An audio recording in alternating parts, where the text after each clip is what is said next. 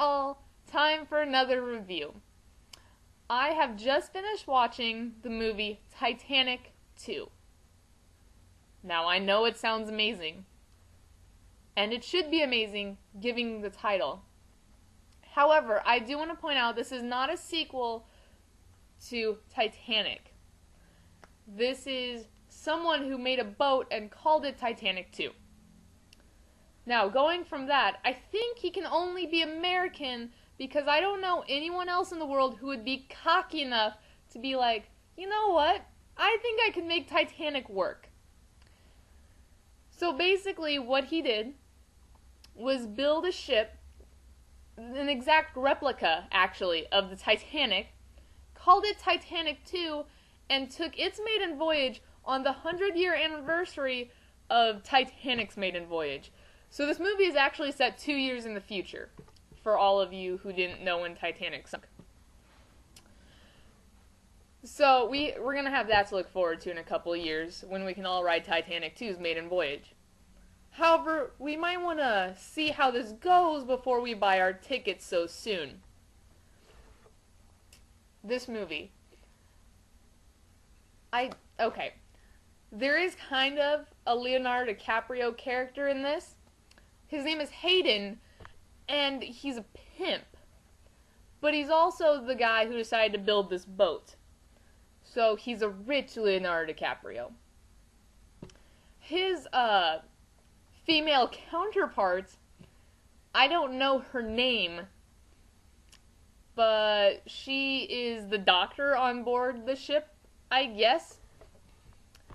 And they had already dated and known each other beforehand. They'd broken up because of whatever reason that I wasn't paying attention to.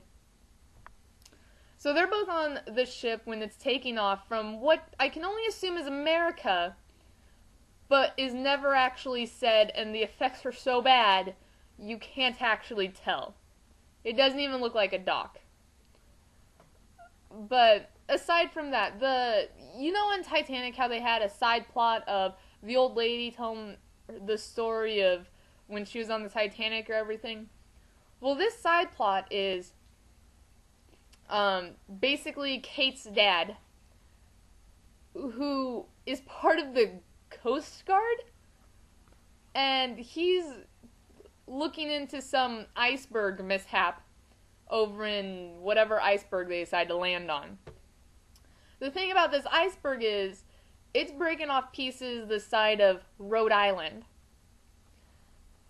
and 16 meters or something were definitely the two figures I picked up while watching that, and it's causing some waves. It's causing some 800-mile-per-hour tsunami waves.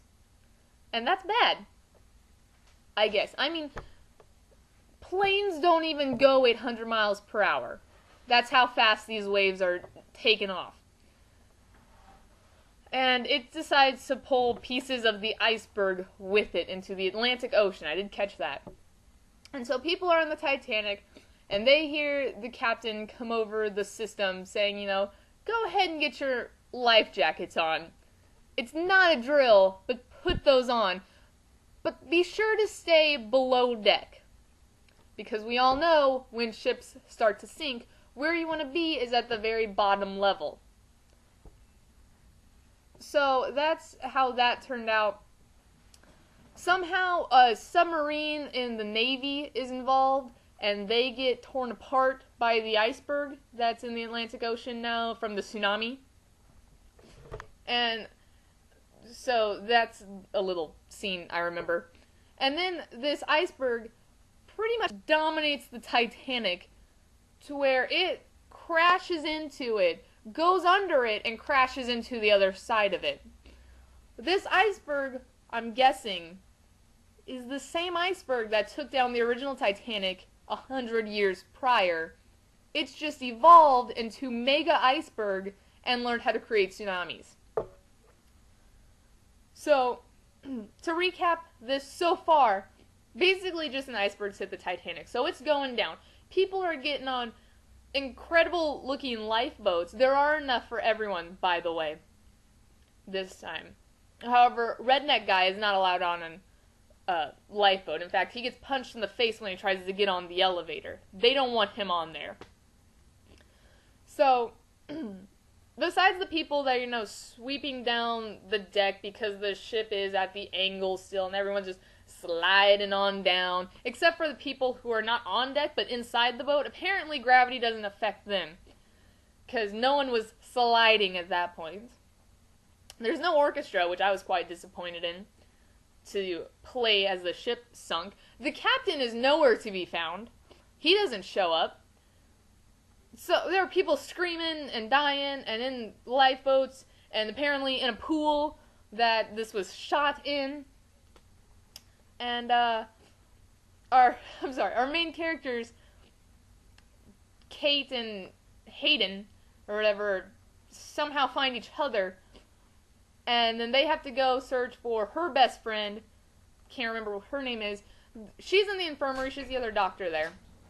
She's in the infirmary. And they go in. She's pinned under a giant cabinet. Well, they get it off her. She's all in pain. I don't know exactly what wound she has, but she's all in pain. But the doctor... There's two doctors on this entire ship. Both female porn stars is kind of what they look like. Kate, being the doctor that's not injured, takes a credit card and masking tapes it to the wound. I want to remind you, they are in the doctor's office where all the medical supplies should be, but her solution is a credit card. She's no MacGyver, to say the least. So,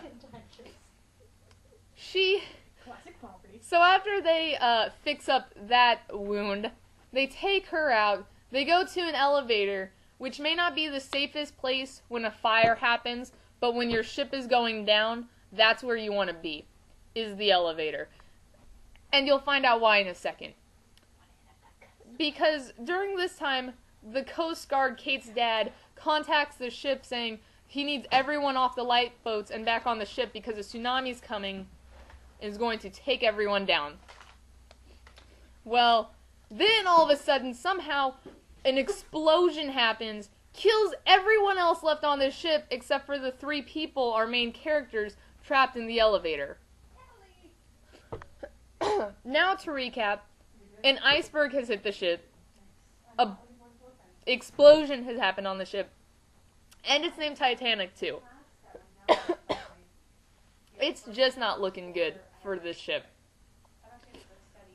Basically, somehow, the only three survivors on the ship, Hayden, dumb doctor, wounded doctor, get out of their elevator, but have to go through this other really heavy door that they pry open with an axe.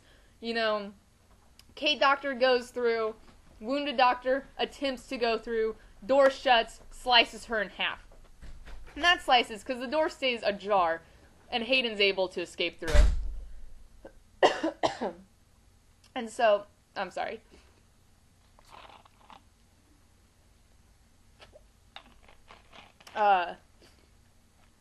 After that, Kate has her cell phone, by the way, contacts her dad, because it's great reception. I don't know, she must have AT&T.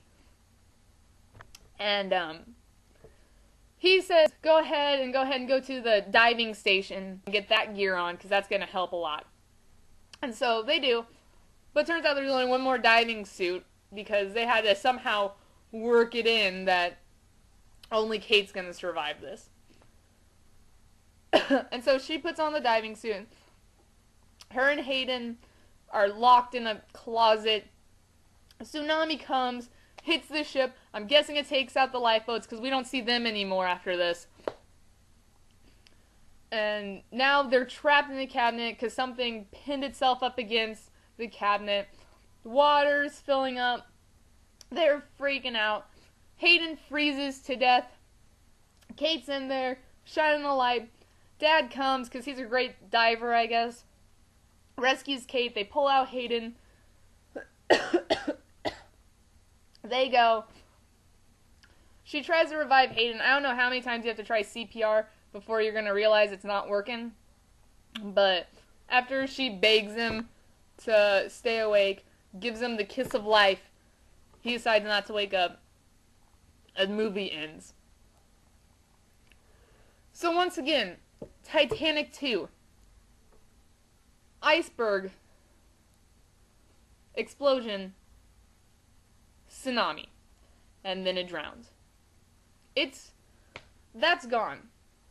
Now what they need to make is Titanic 3. Where every mythological creature of the sea attacks it at once, and then a volcano erupts and blows up the world, so no one is ever stupid enough to make another Titanic. That's the review. Would I recommend this? It's the worst special effects I think I've ever seen since I don't even know what. But you know what?